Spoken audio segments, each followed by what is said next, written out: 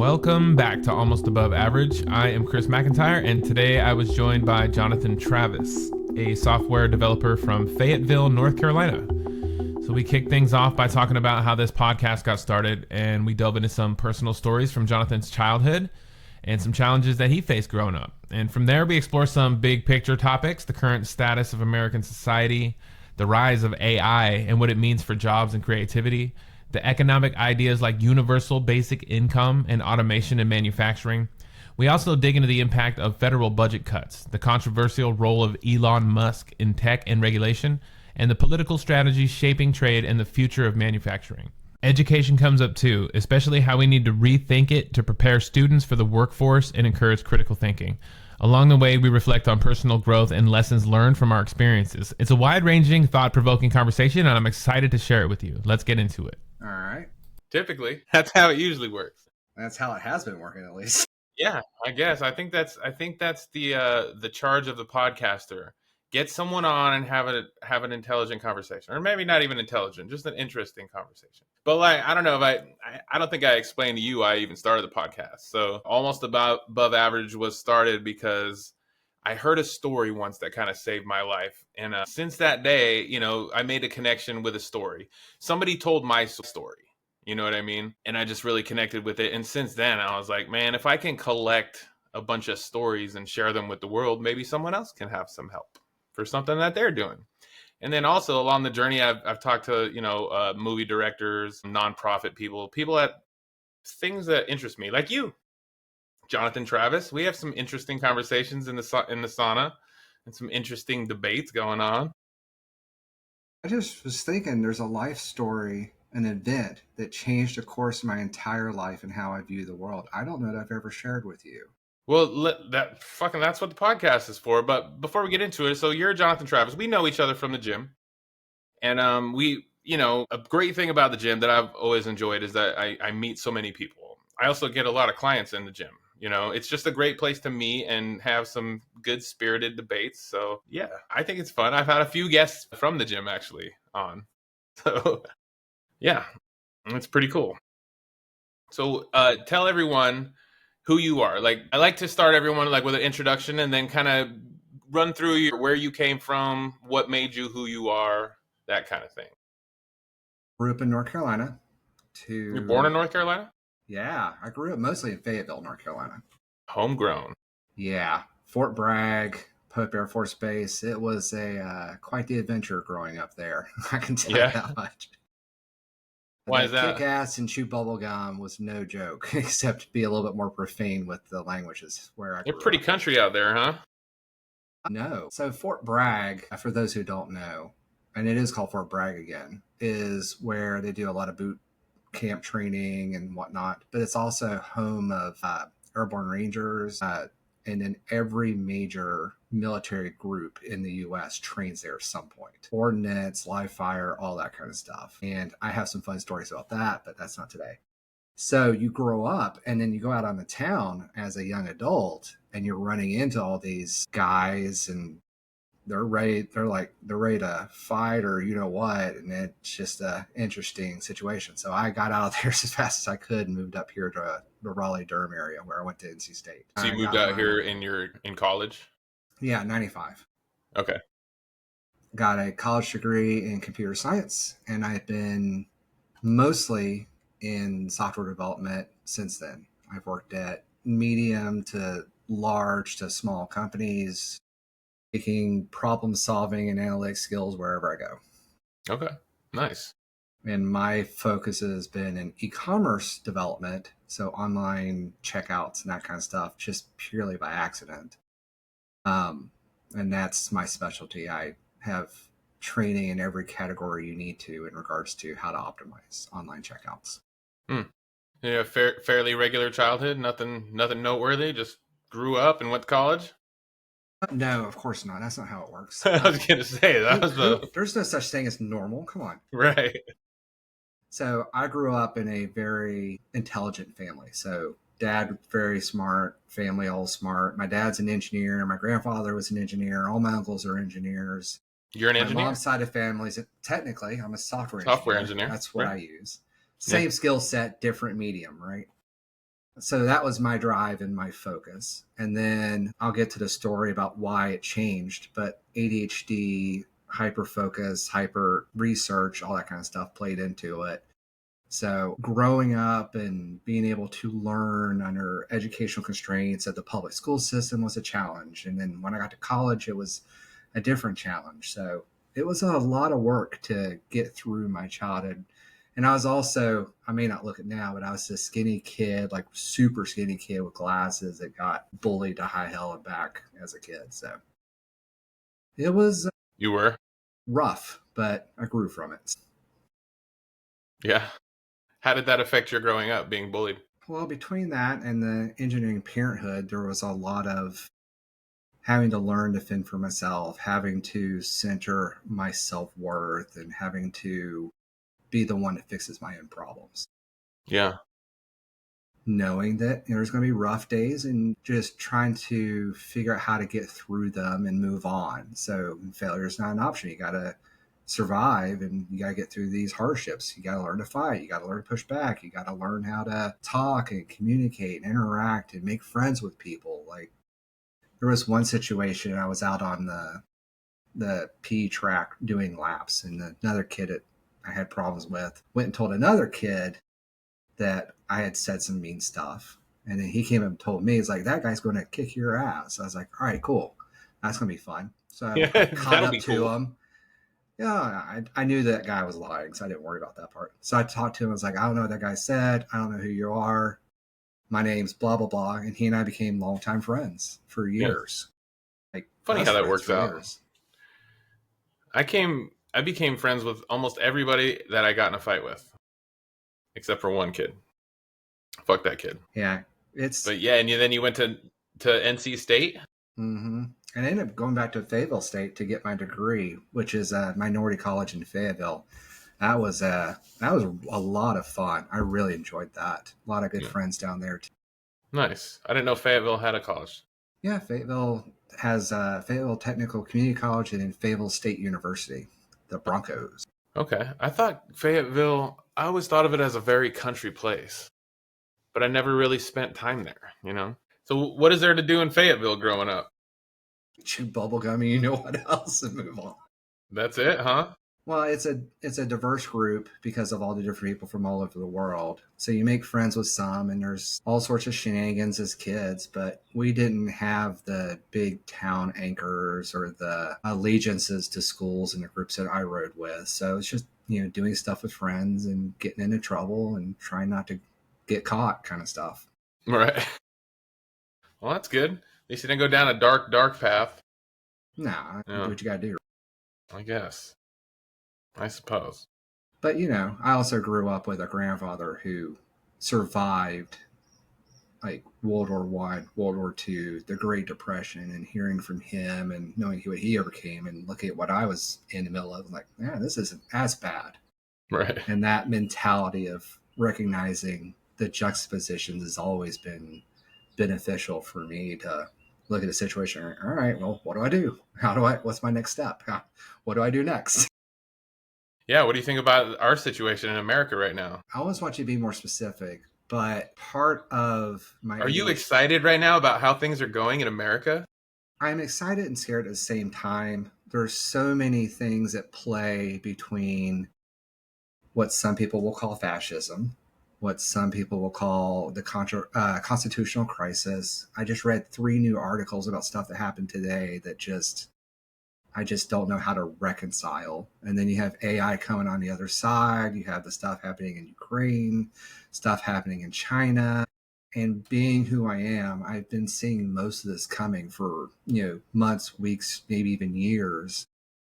But there's also the changing of the guard that's getting ready to come up. There's the sometimes you have to burn it down and start over mentality that is going to push people out of their comfort zones and cause them to do things they wouldn't have otherwise done. People are going to have to suffer through. There's a book called The Fourth Turning, and in there they talked about the seasons of mankind, how one generation informs the next, and it shows a pretty repeatable pattern. And the generation, ours and the next one, had a lot of learning and growing up, and we didn't have a lot of fear. A lot of us didn't have a lot of fear, right?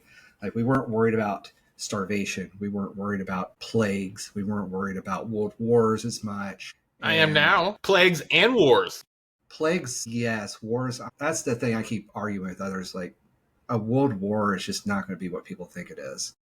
But anyway, the changing of the seasons, like our generation starting to step up. We got mass protests. We have people fighting back. The populace is mad. They're starting to recognize what's going on. And while both sides have points, like how we're doing it may not be what we really want to do long term, but I just know that within the next 5 years, it's going to be so different. And the argument points are going to be so different that it'll look like a distant echo of what it used to be, especially I with think you could AI say that coming about through. any point in the future. In another 5 years, anything will look completely different. So I was talking with my wife, I don't know, 6 months ago, and around the time the dock workers were striking, and they were doing a lot of discussions around like, well, we got to protect those jobs. Those are good jobs and that kind of stuff. And then automation and everything's going to be automated. AI is going to take over jobs. And the realization is we are on that path. And the strikes and the auto workers and the strikes and the auto manufacturers and the dock workers and the artist guilds and all those, while I find them interesting and to see what happens out of it, the businesses are going to always look for what's the most profitable for the least amount of output, right? And AI is going to be that solution. This is a short term win and probably a long term sacrifice in the end when it comes down to it. So the real question becomes, what do we do on the other side? I think the view that it seems to be that most people have is that AI is going to come take my job. Like they're going to take my job. And what I think that looks like in reality is, yeah, AI is going to come in and automate a lot of things. But what I see is that opens up the door to a million different opportunities for those people to use their brain power. Like, all right, now it's time to be creative. And what's the next thing? What can you add? How can you add to the AI? How can you add to anything? Now that these machines are taking over, you have to be creative and as far as what we're going to do. And I think it leaves a whole lot of opportunities for people to figure out what they're actually good at and what they want to do. Everyone's Yes. stuck in this whole like I can only do this thing. I have this job. I'm good at this job. I'm going to go to this job and do this job forever. You know what I mean? It's like we're stuck It's a in that. safety factor. Right.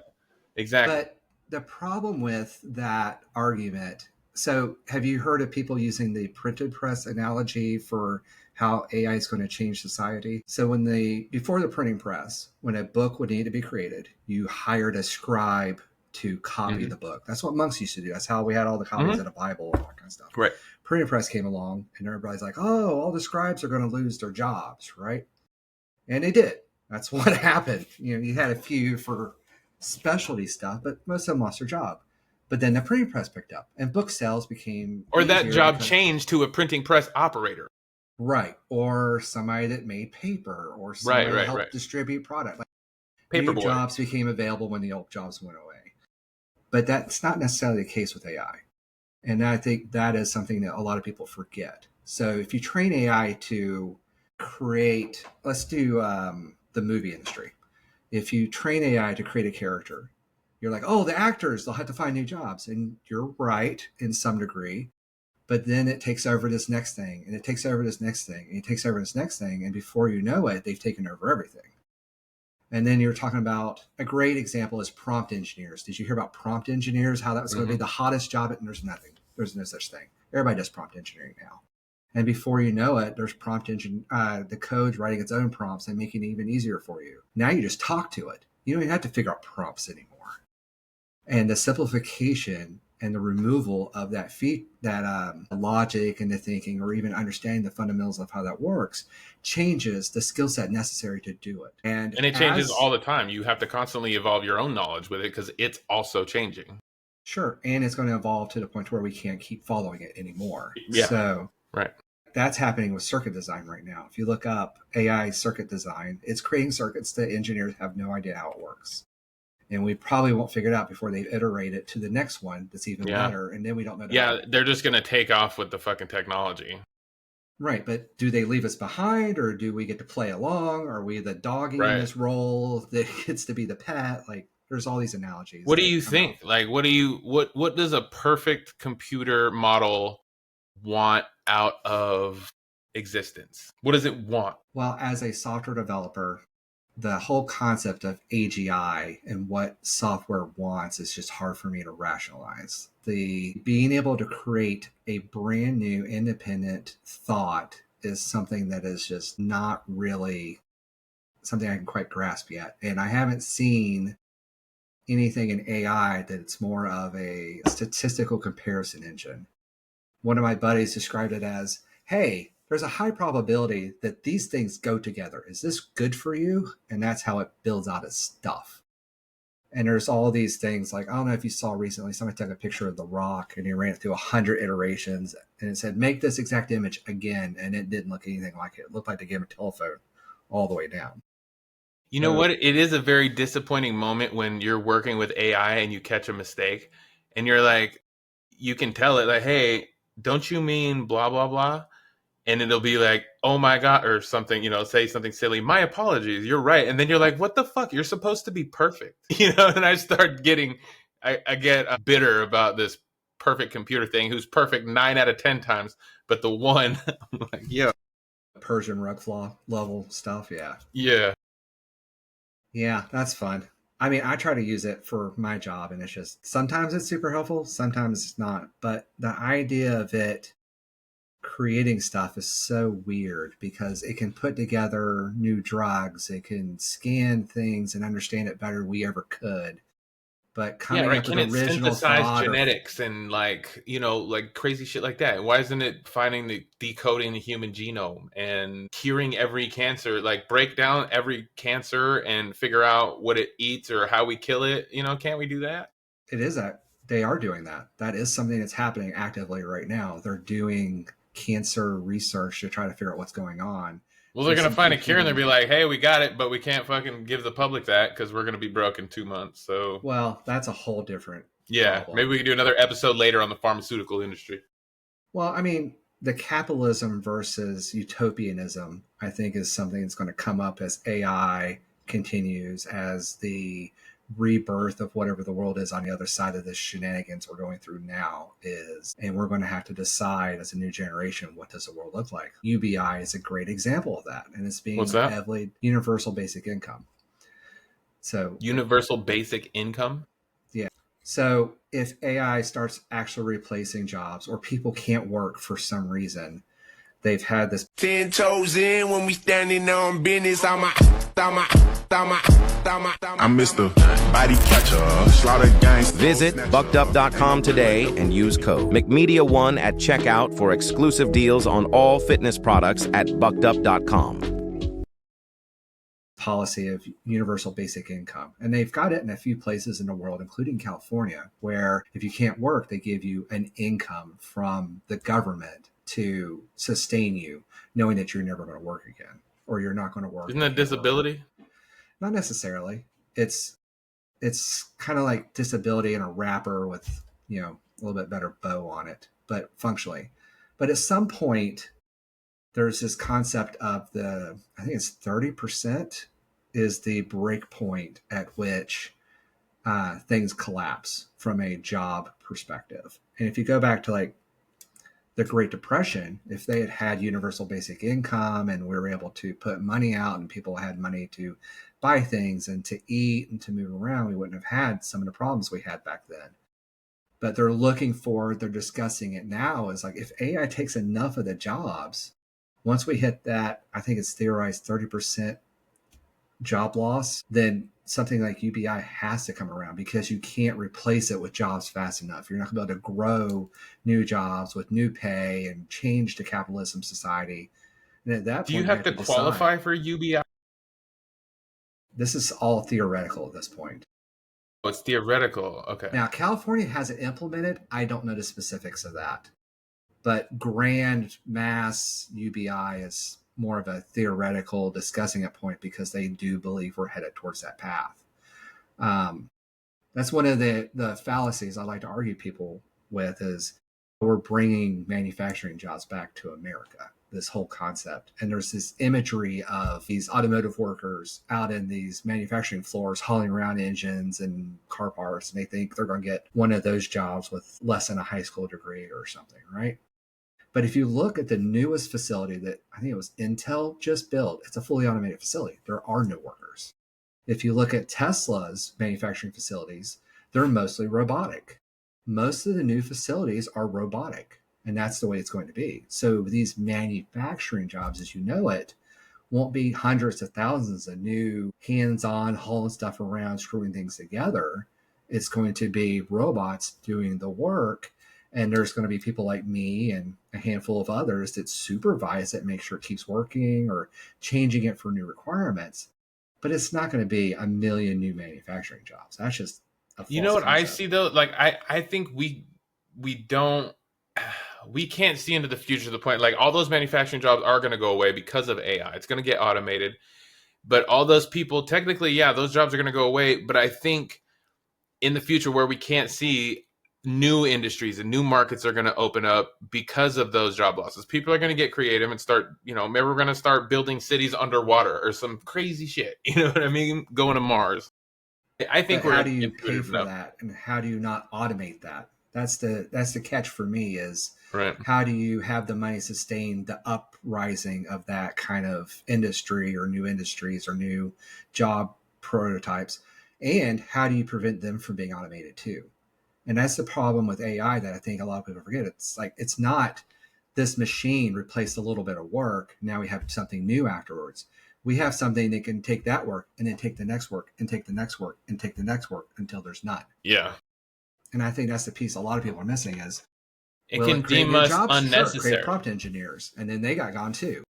Right. And we're going to become unnecessary. Unnecessary or unburdened? And the question is which, right? It depends on, do we redirect the automation in a way that provides us safety and stabilization, or do we go so heavy into capitalism that unnecessary results in mass starvation? I'm saying there's no way we're not going to go headlong into capitalism and learn the hard way. We're not going to put the brakes on anything we're trying to develop. Do you know where the term eat the rich comes from? Eat the rich? No. I don't even know what it means. Eat the Rich is a historical event that happened in France, I believe it was, like a couple hundred years ago. Mm-hmm. The royalty at the time, the monarchy, was so greedy that they had taken so much in taxes that people were going hungry. And at the time, it had gotten so bad that they were taking most of the wheat and reselling it, most of the products and reselling it. People were starving, homeless, and cannibalism became the standard. And then when the king, I believe it was building his second summer house, the people decided that was enough. The juxtaposition was too bad, and they raided Protested. the king's chambers, killed him, and started eating the royal family. I fucking Literally love eating that. them, eating the rich. I love that. The funny part is the people that got in charge next ended up going corrupt, and they had to do it again. But then it settled out. They ate them. They ate the next generation too. The people that, so if I remember correctly, and I could be wrong, the union leaders at the time ended up taking up organization of the people and trying to get things back on track, but they grew too fat and corrupt, and then they had to get overthrown again. Oh my god! I want to do Yeah. some more research. That sounds like an interesting piece to make. Make So a little video on. the thing that's been running around my head is how much longer until that happens here. And there's this policy of 3 missed meals. And if the population gets so hungry that they can't afford to eat, or food becomes so scarce that they can't eat, they will riot. And in Yeah. this country, with this volume of guns, it's going to Yep. get nasty. Yep. I see that. That might happen soon. We're going to feel all the effects of the tariffs here in a week or two. They're going to start, and then in 3 weeks, we're going to, have the full effect on everything. If I remember correctly, they started yesterday, and the last ships from China that will be excluded from the increase in tariffs have already docked. I'm worried about it. I mean, I just started a roofing company, and immediately a month after I started, all of my prices went up. My profit got hit immediately. It's like, dude, that's fucked up. And for what? Like, what are we doing? I don't see the strategy. No one can Well, explain it. No one can explain it either. I have theories, but they're just It's theories. what's your theory on this strategy doing good? He's not giving any time for the manufacturers to move back. He's just tariffing straight up. You should give him a grace period to move things over. You know what I That, mean? yeah, there was a So, major so it's economist. not for that. You're not doing it for that. What are you doing it for? Like to intimidate? I mean, there now everyone in the world is just making better deals with each other. They're like, all right, I guess America's fuck America then. So now they're all allying. We're allies. Like we're not tariffing Russia. We're not tariffing North Korea. There are Why? already sanctions and tariffs against Russia and Russian businesses in place during the Biden administration that are still in effect today. So it's not like we don't have them. He But just isn't didn't that issue an new obvious ones. thing? Like we're gonna tariff the whole world except for Russia and North Korea right now. Like if you do everyone and then not these two right now, then you're highlighting these two as our friends. You know what I mean? Yeah, that's a fun topic. But there's a series of events that have happened since Trump took office that I think are worth calling out. And I think when you see them in succession together, it makes a little bit more information or a little bit more sense. So, one of the things that Trump repealed in the first few weeks was this law against gifts from foreign government officials to US officials. What does that sound like to you? Potential for bribery, right? From foreign governments to affect policy. So, that's legal now. Trump then put tariffs in place before he told his friends what he was doing. And he was stood in the Oval Office and pointed to that guy and said, "That guy made billions of dollars off of my tariff changes. He's a great businessman. He's a good friend of mine. He made billions off of that." I remember that. Yeah. So that's 2 points. Three, Trump's been caught on camera 3 or 4 times saying, "These other countries are coming to me. They're kissing my ass looking for good deals." Mm-hmm. You can go Google that. So narcissistic ego about all this kind of stuff, playing as the king, looking for money back, trying to get these things done. So the question then comes down to, and I can't say which one it is, but it could just be blatant manipulation of the market in order to make his people rich. Because if I you know can how see to that. bet, you make it. I can And see they're that. and that they're making Oh billions yeah. of dollars. Yeah. The investigation in that got canceled. It's a whole thing. So there's that, and then there's the deals, and if he can get the kickbacks off the deals, and he makes money on it. But from a how does this value America? There's two lines of thought, and I don't know that either of them's right or wrong, but I understand the arguments behind them. One is if you put a clock on it of 6 months, a year, or something like that, then it gives them time to outmaneuver them.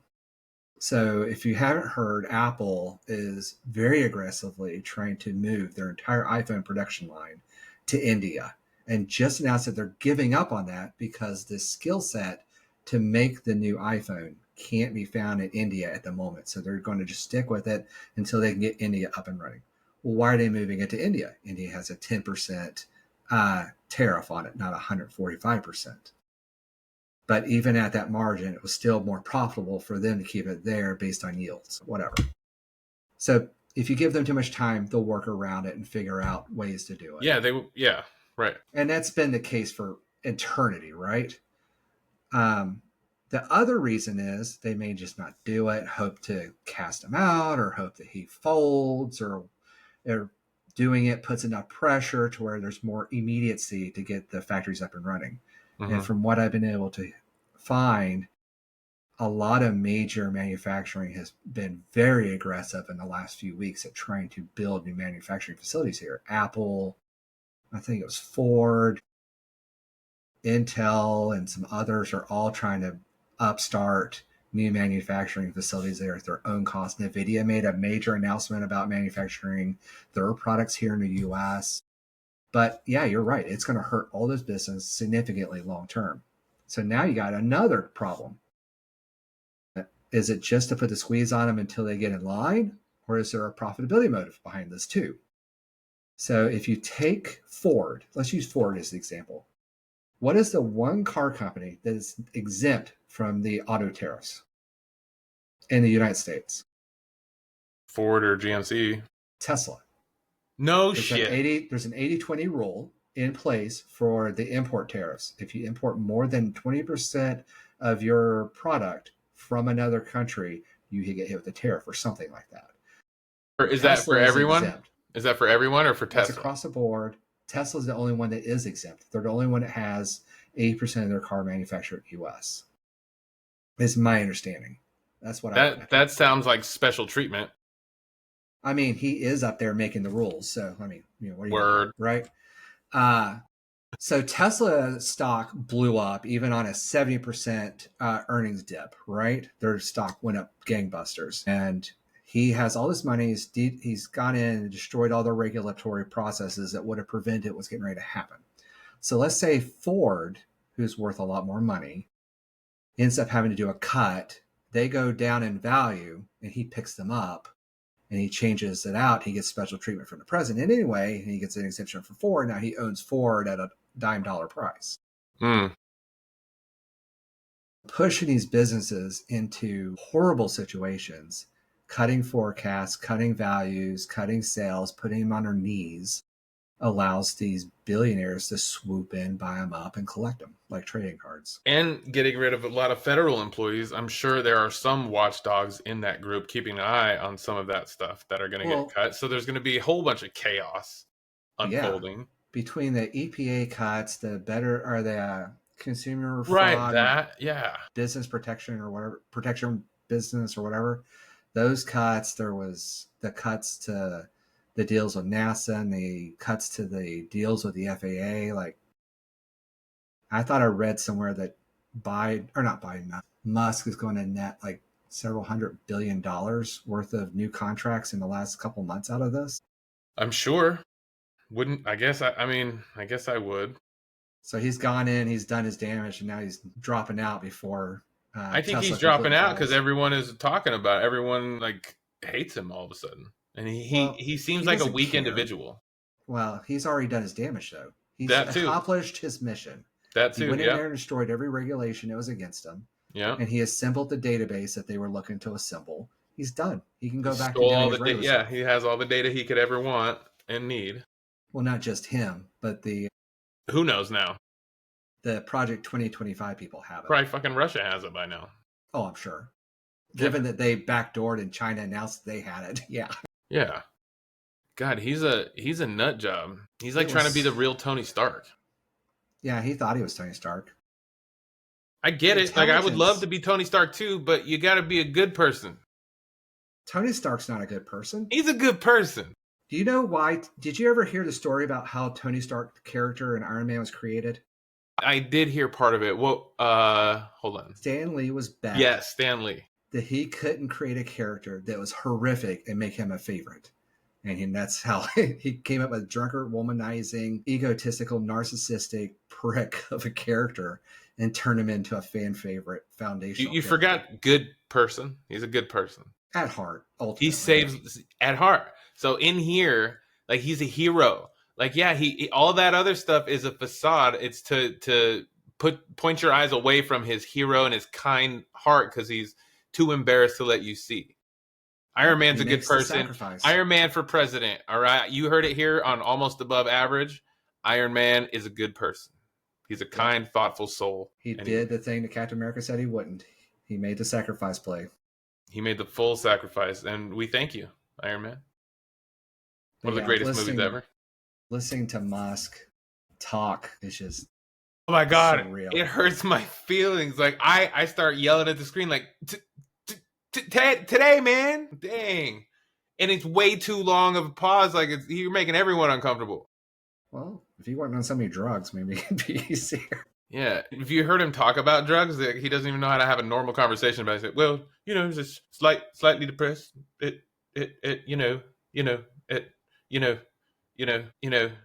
times. It's like, whoa, dude, that's too many Yeah. This fucking guy.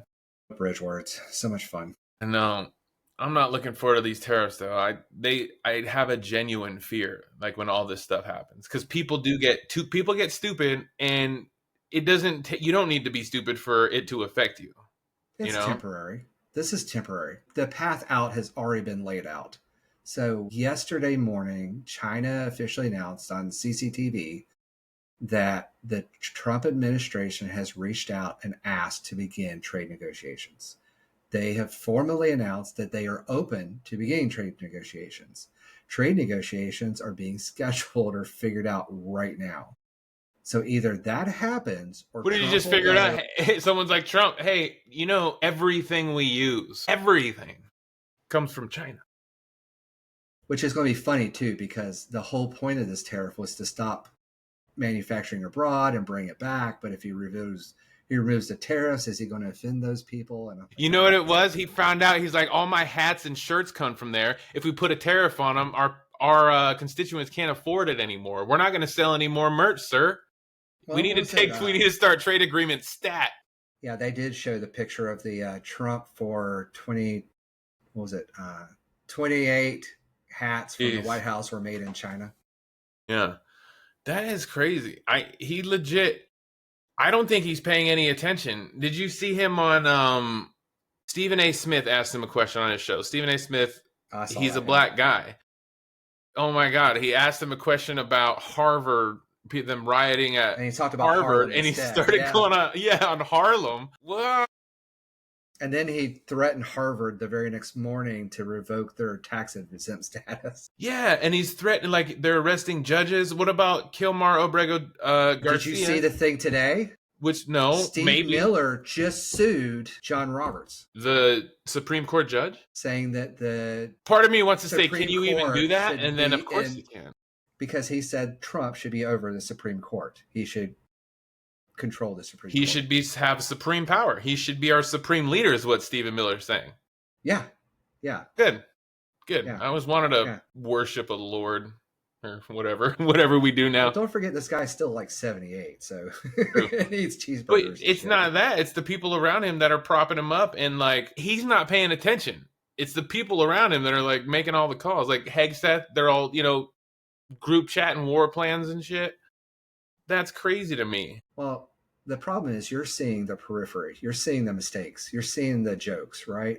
And if you listen to some of the other stuff, the guys behind the scene, the guy who architected the Project 2025, he's in there too. And his who was policies, that? I can't remember off the top of my head. I need to go look that up. It's a guy he's one of the people telling Trump what to do on a daily basis. And the guy, Pete Navarro, I believe is his name, that's doing the trade initiatives and telling Trump how to do all the tariffs. Yeah. These are the guys that are puppeting. From Kevin Roberts. Yeah, these are the guys puppeting from the back.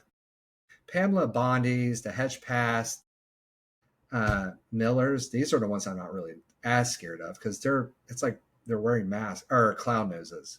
It's the guy in the back that's quiet that we're not paying attention to, that's running everything. That is correct. Like, I'm not afraid of them. It's just embarrassing every time I see a clip of them, or like you hear another thing. It's like, oh, he was also texting war plans with his wife. Like, our Secretary of Defense? No.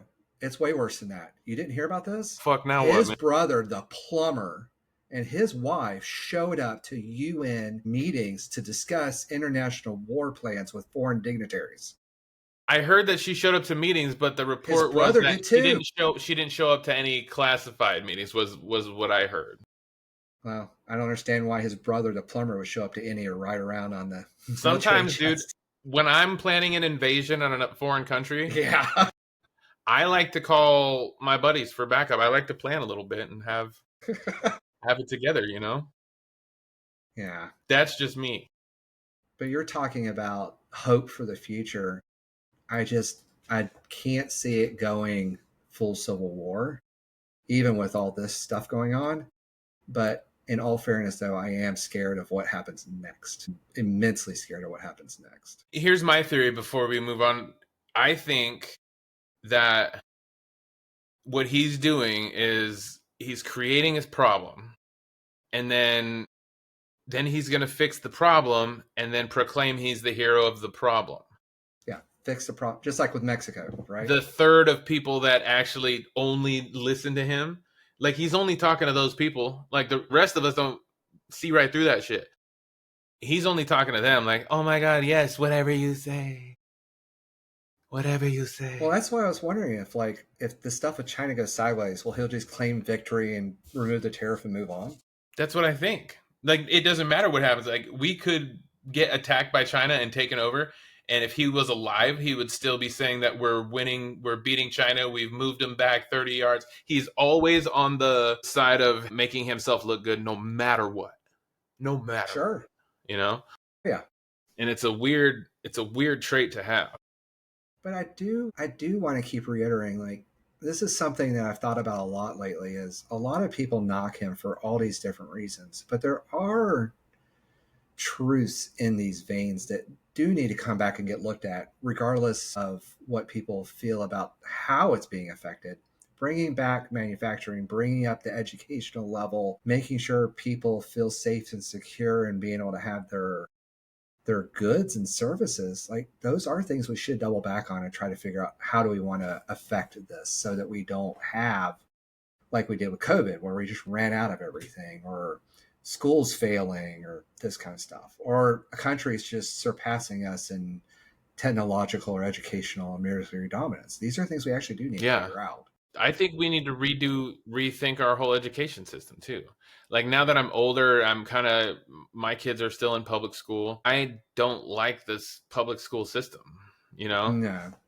I don't like what they're learning. Bored. The thing that I think school is good for now is it teaches you responsibility, like to get up, habits, rituals, get up, go to a place, do a thing that you don't want to do for a little while, then go home. Like, it trains that kind of a habit so you can jump into a job easier when you're older.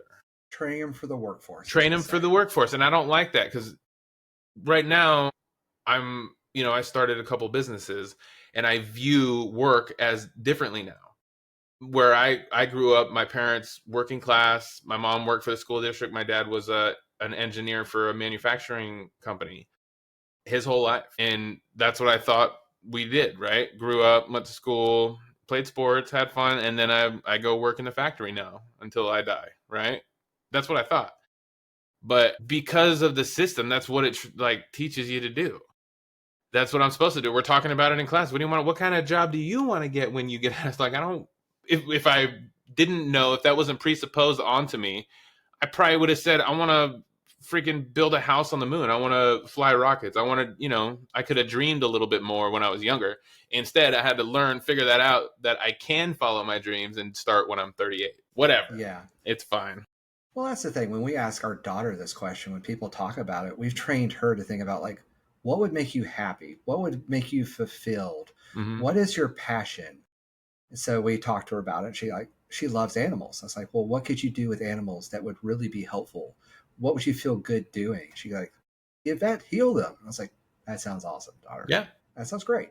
That's what it's about. Like, because that is so important. And I didn't give that enough value when I was younger going to work. Like, you really need to enjoy that shit, because if you're going to do it, you have to earn money, right? You better pick something you want to do. I was just working at this, right before I started the roofing company, this Toyota factory in Durham. And I worked there for a couple months because I needed it. And I made a very, very low wage, and the work was backbreaking.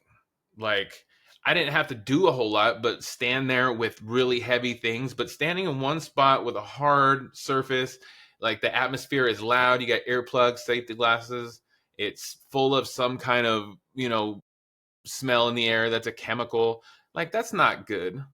That's not a good job. I've had worse. I've had worse too, and I would do it again if I need to. What I'm saying now is, I don't want my kids to think that that's what you got to do anymore. So my kids, my youngest now are 13 and 15. So I'm glad that they're seeing what I'm doing now as they get into the working ages, because my son already flips motorcycles. He was doing that since last year, like buying them on Marketplace, fixing them up, and selling them for more, more That's money. Awesome. He's got the hustle mentality. So I want to feed that, and he started playing music with me. We just bought a bass guitar yesterday, so we've been rocking out. It's been super fun. But I have a different view of the educational system. Like, it's not a big deal to me if they miss a day or two. Like, they're not learning much that I think they're going to need, But that's just me. I do think that the educational system has just been, how do I say this? Proved beyond value. Mm-hmm. My daughter was learning, I don't know, what was it, multiplication or something. She had to learn 8 different ways to solve the same mathematical problem Mm-mm. when we learned one. And while it's interesting to understand that there's different ways to do it, being tested on it just felt weird. Yeah, that's not right at all. Like, of course, learn the basics, but had we been in school and had classes like, well, we did have music, but I don't know. What they force you to learn is just stuff you may not need later, you know? Yeah, there are courses like critical thinking, I wish was just a continuous repeated class. Yeah. I took critical thinking in college. Yeah. It was one of those classes I had to fill an extracurricular slot. I saw it sounded like something easy, and I got so much out of it. So many different That ways sounds of like a looking at super things. valuable Great. course. So I've been teaching my daughter all that. Yeah. I'm like, man, I wish everybody had this, because if people had Right. the knowledge from this class, our world would not be like it is today.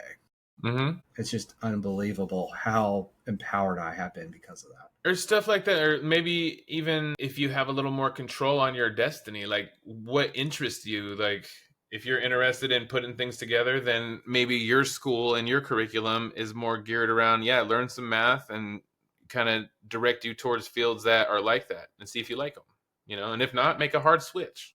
Well, the idea that everybody's either going to finish high school and that's the end of it, or go to college and that's the end of it, is broken in my mind. We need to bring back trade schools for others that Yeah. have new opportunities, or new types of ways to gain education, maybe apprenticeships. Maybe that should be standardized more, Mm-hmm. or something along those lines. Let people have different avenues. Someone mentioned to me the other day, they were like, plumbers and the trades are going to be the next generation of millionaires or something like that. And I was like, yeah, man, like we're out here, we do good, hard work and we make good money, It's awesome. That's what I like that my kids are seeing. This whole different way. Like, don't think about your time in hours. Like, how much am I making an hour? $12 an hour. Oh, that's great. Like, is it? How much effort did you put in? What could you have been doing better? Like, could you have been getting more money in a better way? Like making videos or knocking on doors, or there's a million other things you could do. Use your head is what I'm saying. Use your time, very valuable. Your head is the most valuable tool you have. So use your time to be creative with that. Find something you're passionate about and enjoy doing and grow from, instead of hating your life every single day of it and being miserable from it. Oh, yeah. Absolutely. Yeah. I was lucky in that regard. I found computer science very early. Yeah. And I just never could shake it. It's been immensely rewarding. But I feel like the unicorn in that batch, it's just so. How old are you? You and I are the same age, right? I'm closing in on 50. Oh, shit. I thought you were closer to me. Congratulations. Yeah. No. I'm 29, damn it. Of course you are. Of course you are. Shit. Yes. Oh, life-changing story. I didn't want to forget that today. Yes. Sorry. So when I was in, I think it was 4th grade, I started doing really poorly in school at the beginning of my 4th grade. And the teachers thought there was something wrong with me up here. So went to a psychologist. They said it was fine. And then they thought, well, maybe I was just slow. So I got my IQ tested, and that showed a lot. That wasn't the issue. I was going to say a lot of what? A lot of slowness, or no? No, I actually tested out at 166. I have really good pattern matching capabilities, pattern recognition, that kind of spatial awareness. My short-term memory is horrid, but the rest of it's pretty good. Yeah. But anyway, not a factor in the problem. So all this struggle and heartache and everything. And in the end, I figured it out by a simple question getting asked. The teacher was up there, do you not understand this? I was like, no. She goes, do you see this word right here? And I was like, no. She goes, wait, what? I was like, I can't see anything on there. What you're saying? I needed glasses. So one of the things I took away has been a central point in my life is learning to step back, think it through, and try to find the question I need to ask and look at it from a different perspective. Try to figure out the missing pieces. Try to look at it from a higher level. trying to understand a problem that I don't understand, trying to figure out what I'm missing. And that changed everything for me. You've been doing that since fourth grade. I'll be damned. That's great, though. Grades turned around. I graduated with a really great score grade in college, and it didn't just. You've been crushing it ever since? Some days more than others, but. Don't I know? Well, you're in the gym every day. There's I'm that. also one of the senior engineers at my company and give a lot of influence on a lot of stuff and bring a lot of experience from things I've learned. Yeah, and that was a really fun conversation. I'm glad you decided to do it with me. Yeah. Thank you very much for being on Almost Above Average. Maybe we could talk if you're up for it. Maybe we could chat every periodically about the state of the country.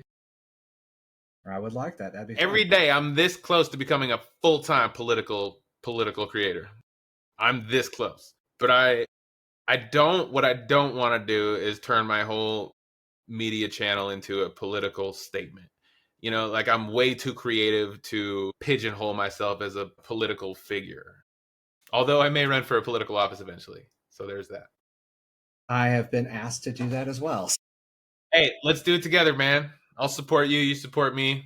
I don't care if you're a Republican, a Democrat. I'll support you. I tell you what, why don't we just start a political think tank and start directing stuff? Why don't we start a political super PAC so I can go on vacations? These guys are fucking doing it.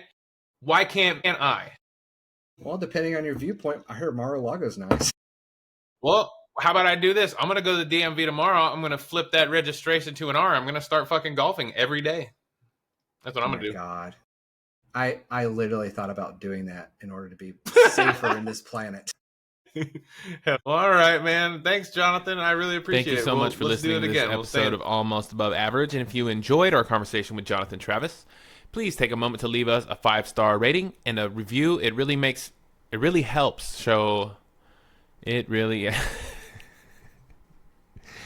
helps the show reach more people. And don't forget to share this episode with your friends, family, or anyone who might find it interesting. Your support means the world to me and keeps the podcast going. Until next time, stay curious and keep pushing beyond average. That was totally natural. Totally naturally sounding. I'm leaving it in, guys. This is all staying in. Sometimes you just got to do it.